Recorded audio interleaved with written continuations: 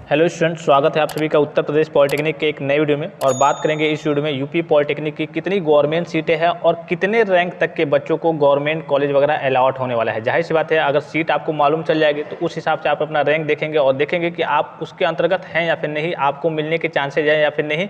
तो टोटल कितनी गवर्नमेंट सीटें हैं और कितने रैंक तक के बच्चों को गवर्नमेंट कॉलेज के मिलने के चांसेज, आसानी तरीके से कह लीजिए कि मिलने के चांसेज हैं। और कुछ बच्चों को होते हैं जो थोड़े बहुत ज़्यादा रैंक रहते हैं। अब चूँकि इस बार जो है वो आपका कट ऑफ काफ़ी हाई गया है, इसलिए कि माइनस मार्किंग वगैरह थी नहीं और बहुत सारे बच्चे 200 पार हो गए हैं, तो इस केस में कट ऑफ आपका काफ़ी हाई गया है। ठीक है, और आपने मॉर्निंग में देखा होगा, मैंने आपको टेलीग्राम पे मैसेज भी किया था। और सबसे पहले एक और चीज़ मैं आपको बता दूं, जो स्टूडेंट नहीं जानते होंगे, हम केवल ग्रुप ए की बात कर रहे हैं। ठीक है, जो पॉलिटेक्निक के बच्चे हैं केवल उनके लिए बात कर रहे हैं, उनकी सीटें कितनी है, गवर्नमेंट कॉलेज कितने हैं। तो सबसे पहले बता दूँ कि जो भी स्टूडेंट टेलीग्राम चैनल को नहीं ज्वाइन किए हैं, टेलीग्राम चैनल को ज्वाइन कर लेंगे। और देखिए यहाँ से मैंने आपको पहले भी इन्फॉर्म किया था कि अब पॉलिटेक्निक का एग्जाम आपका 1 जुलाई 2024 से स्टार्ट है। ठीक है, तो हो सकता है कि यहाँ से आपको काउंसलिंग के अपडेट्स वगैरह ना मिले। ठीक है, या फिर अन्य जो भी जानकारियाँ हो, तो कभी कभी मैं अगर यहाँ पे अगर उनकी क्लासेज वगैरह चलती हैं कुछ, ठीक है, इंपॉर्टेंट क्वेश्चंस वगैरह बताए जाते हैं, प्रीवियस ईयर के बोर्ड पेपर वगैरह उनको जानकारी दी जाती है, कैसे पेपर देना है, इंपॉर्टेंट क्वेश्चंस वगैरह बताए जाते हैं। तो 1 जुलाई से उनका एग्जाम वगैरह स्टार्ट है। तो आपको इसलिए मैंने आपको कहा था कि टेलीग्राम चैनल पर भी ज्वाइन हो जाना है और यूपी पॉलिटेक्निक जी का यूट्यूब चैनल को सब्सक्राइब कर लेना है। डायरेक्ट लिंक मैं आपको वीडियो के डिस्क्रिप्शन बॉक्स में दे रहा हूँ।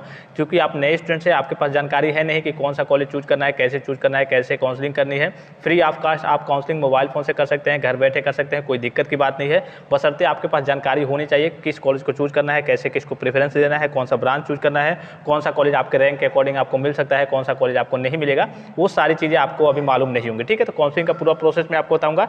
वीडियो के डिस्क्रिप्शन बॉक्स में सबसे ऊपर लिंक दिख रहा होगा। बहरहाल चलिए, जो स्टूडेंट जुड़ना चाहते होंगे जाकर के जुड़ सकते हैं, जो स्टूडेंट नहीं जुड़ना चाहते हैं वो कहीं और से जाकर के काउंसलिंग वगैरह, जो भी आपका माध्यम हो, जहाँ से भी आप काउंसलिंग वगैरह कराना चाहते होंगे, अब मेरे पास जुड़े रहेंगे तो यह है कि फ्री ऑफ कास्ट अगर आपको कॉलेज मिलना होगा, अगर आपका अच्छा खासा थोड़ा बहुत रैंक आया होगा तो आपको कॉलेज अलॉट हो जाएगा। ठीक है, इस बार कितने बच्चों ने कल ये कि आपका एंट्रेंस एग्जाम दिया है, तो लगभग आपके 4,12,759 आपके टोटल रजिस्ट्रेशन हुए थे, जिसमें से 3,00,000 आपके 4,382 बच्चों ने, कितने, 3,04,000 और 382 बच्चों ने कल ये कि एग्जाम में, मतलब एग्जाम में 3,04,382 बच्चे एग्जाम में बैठे थे जेईई के एग्जाम में। और सभी बच्चे क्वालिफाइड है आपके रिजल्ट के नीचे, यानी कि रैंक आपका जहाँ होगा उसके नीचे आपने देखा होगा क्वालिफाइड करके आया होगा, मतलब कि आप काउंसलिंग के लिए क्वालिफाइड है। अब इसमें से 1,00,000 बच्चे मोटा मोटी ग्रुप ए को छोड़ करके और अन्य जितने भी ग्रुप हैं, जैसे डी फार्मा के स्टूडेंट्स हो गए, ठीक है, फार्मेसी के लिए, फिर लेटरल एंट्री के बच्चे हो गए, उन सभी के लिए 1,00,000 अगर हम निकाल दें फिर भी कितने बच्चे बचे, लगभग मोटा मोटी आंकड़ा मानेंगे हम, ये एग्जैक्ट आंकड़ा नहीं देखेंगे हज़ार में,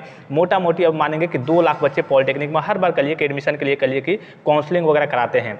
पॉलिटेक्निक की बात हो रही है केवल। अब देखिए 2,00,000 बच्चे यहाँ पे आपको हो जा रहे हैं। ठीक है, 2,00,000 बच्चे हो जा रहे हैं। सरकारी कॉलेजों की संख्या कितनी है, 150 है, 154 के आसपास थी, तो कुछ कॉलेज पीपीपी मोड पे कर दिए गए हैं, कुछ कॉलेज करिए कि एडेड हैं इसमें भी। ठीक है, तो ये आपका टोटल 150 सरकारी कॉलेज रहने वाला है। और टोटल सीटों की संख्या कितनी है, अब देखिए यहाँ पे काउंसलिंग के दौरान ये भी आपको ध्यान रखना है, बहुत सारे बच्चे एडेड और पीपीपी मोड वाले चूज कर लेते हैं। है तो ये भी गवर्नमेंट ही, आपका सर्टिफिकेट जो मिलेगा वो गवर्नमेंट का ही मिलेगा, लेकिन ये है आपका पीपीपी मोड का, यानी कि इसमें जो फीस आपकी देनी पड़ेगी, कुछ सीटें ऐसी हैं, प्राइवेट सीटें हैं, जिसकी फीस आपकी 30,000 32,000 ली जा सकती है। ठीक है, उतनी फीस लगेगी। अब पता चले आपने तो गवर्नमेंट समझ के लिया कि हाँ ये तो गवर्नमेंट है, और जब फीस आपसे 30,000 35,000 मांगे जाएगी फिर तो आपका दिक्कत हो जाएगी आपके सामने। क्योंकि जो भी बच्चे पॉलिटेक्निक वगैरह करने आते हैं, समझिए कि वो आर्थिक रूप से कमज़ोर होते हैं, पैसे की समस्या होती है। जिनके पास आर्थिक स्थिति, जिनकी आर्थिक स्थिति सही है, वो प्राइवेट में भी एडमिशन ले सकते हैं, अच्छे ब्रांच में एडमिशन ले सकते हैं, टॉप लेवल के कॉलेज में एडमिशन ले सकते हैं, कोई दिक्कत की बात नहीं है। ठीक है, प्राइवेट में ले, प्राइवेट से आप पॉलिटेक्निक कीजिए चाहे गवर्नमेंट से कीजिए,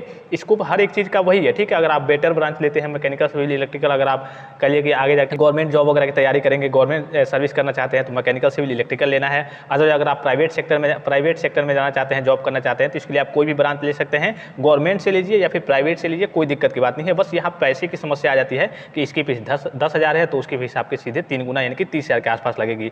तो गवर्नमेंट जो सीटें, टोटल जो सीटें हैं आपकी, कहिए कि यहाँ पे आपको दिख रहा होगा टोटल जो सीटें हैं, ठीक है, गवर्नमेंट प्राइवेट को छोड़ करके, गवर्नमेंट एडेड और पीपीपी मोड पे, तो वो आपकी है 49,778, यहाँ पे दिख रहा होगा 49,778, ये आपका ऑफिशियल डाटा है। ठीक है, अब इसमें से आप 1,000 और निकाल लीजिए जो आपके पीपीपी मोड वाले हैं और एडेड हैं। ठीक है, लगभग आपका 48,500 के आसपास, कितना, 48,500 के आसपास आपकी गवर्नमेंट की सीटें हैं। इसमें भी सारे ब्रांचेज वगैरह हैं आपकी। सपोज कि 2 लाख बच्चे हैं पॉलिटेक्निक के लिए, यहाँ पे काउंसलिंग कराएंगे और सीटें कितनी है मोटा मोटी अगर आंकड़ा माने चलिए, इसको भी हम मान लीजिए कि अभी पीपीपी मोड को और एडेड को हम मान लीजिए कि गवर्नमेंट ही मान के चलते हैं कि हाँ चलिए ये सारी सीटें गवर्नमेंट है लगभग 50,000 के आसपास, फिर भी आपका यहाँ पे 1/4 बच्चों का ही एडमिशन, यानी कि अगर 4 बच्चे हैं उसमें से केवल 1 बच्चे का ही एडमिशन यहाँ पे हो पाएगा, ठीक है। यानी कि 2 लाख बच्चे हैं और टोटल अगर सीटें मोटा मोटी अगर हम 50,000 माने, फिर भी कह लीजिए कि आपका लगभग 4 बच्चों में केवल 1 बच्चों को ही गवर्नमेंट कॉलेज अलॉट हो पाएगा। अब इसमें ये देखिए, अगर मान लीजिए कि सपोज कीजिए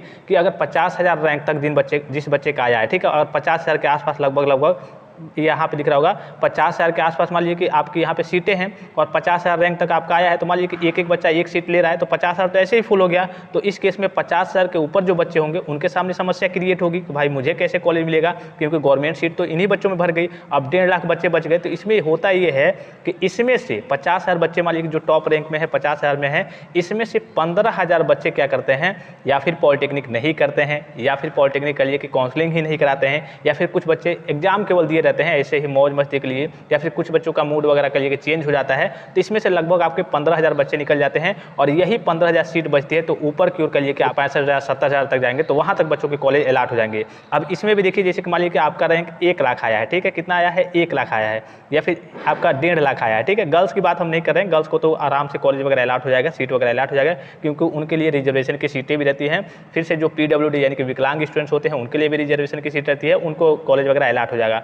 अब मान लीजिए कि आपका 1.5 लाख रैंक आया है, ठीक है, 1.5 लाख मतलब आपका रैंक आया है, तो अब आप सोचेंगे कि तो मुझे तो किसी भी कंडीशन में कहिए कि गवर्नमेंट कॉलेज अलॉट नहीं होगा, किसी कोई भी ब्रांच अलॉट नहीं होगा।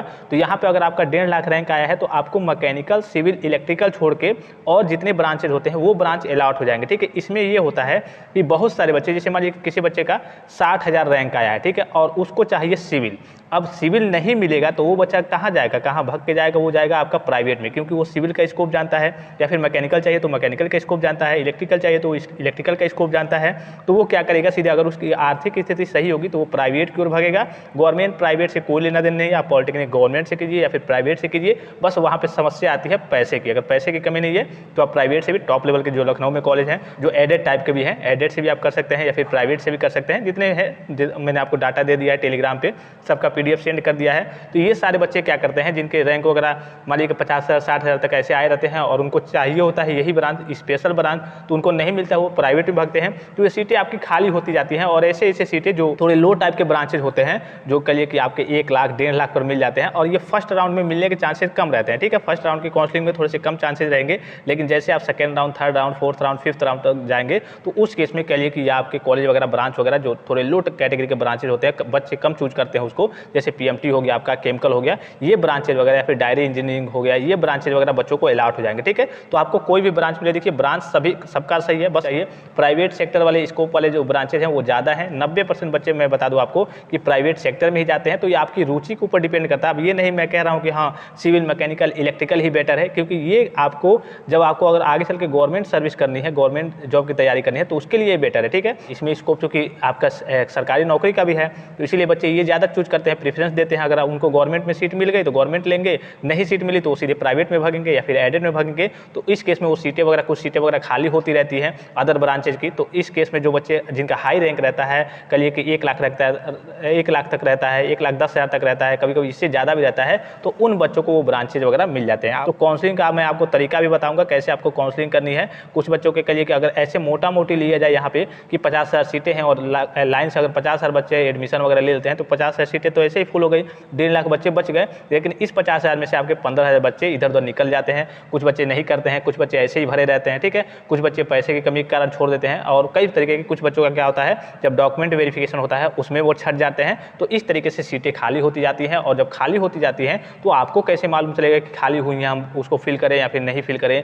जब नेक्स्ट राउंड में जाएंगे तो सारी जानकारी मैं आपको देते रहूँगा, ठीक है। कई तरीके होते हैं सीट पाने के, कई तरीके से काउंसलिंग पे सारी चीज़ें डिपेंड करती हैं कि कहीं भी सीट अगर खाली पाई गई, जैसे मान लीजिए कि सपोज कीजिए कि कोई 1 लाख आपका, मान लीजिए कि आपका 1 लाख रैंक आया है, ठीक है, और किसी बच्चे का 1,05,000 रैंक आया है। अब सपोज कीजिए कि आप दोनों लोग मान लीजिए तीसरे राउंड तक गए, तो इस बच्चे ने क्या किया था, दोनों राउंड में उस कॉलेज को चूज किया था, लेकिन तीसरे राउंड में इसने उस कॉलेज को नहीं चूज किया, और इस बच्चे ने, इसका रैंक ज़्यादा है लेकिन इसने तीसरे राउंड में उस कॉलेज को चूज किया, और पता चले कि कोई बच्चा तीसरे राउंड में डॉक्यूमेंट वेरिफिकेशन में छट गया है, यहाँ पे सीटें खाली हैं, तो ये इन्होंने तो अब चूज नहीं किया तीसरे राउंड में, 2 राउंड में इन्होंने चूज किया था, अब नहीं मिला तो इन्होंने छोड़ दिया, और कोई बच्चा डॉक्यूमेंट वेरिफिकेशन में छट गया, यहाँ पे सीट खाली हो गई, तो ये तीसरे राउंड में जो बच्चा थोड़े ज़्यादा रैंक वाला भी रहेगा तो उसको जाकर के ये कॉलेज अलॉट हो जाएगा। ये सारी चीज़ें डिपेंड करती हैं किस पे, काउंसलिंग पे, काउंसलिंग के तरीके पे, कि काउंसलिंग में आप कौन से कॉलेज को चूज करते हैं, कैसे चूज करते हैं, कितने कॉलेज को चूज करते हैं, तो सारी जानकारी मैं आपको यूपी पॉलिटेक्निक जी कप, ठीक है, यूपी पॉलिटेक्निक जी कप टेलीग्राम के माध्यम से और यूट्यूब के माध्यम से देते रहूँगा। यहाँ पे अभी आपके बच्चों का कल 1 जुलाई से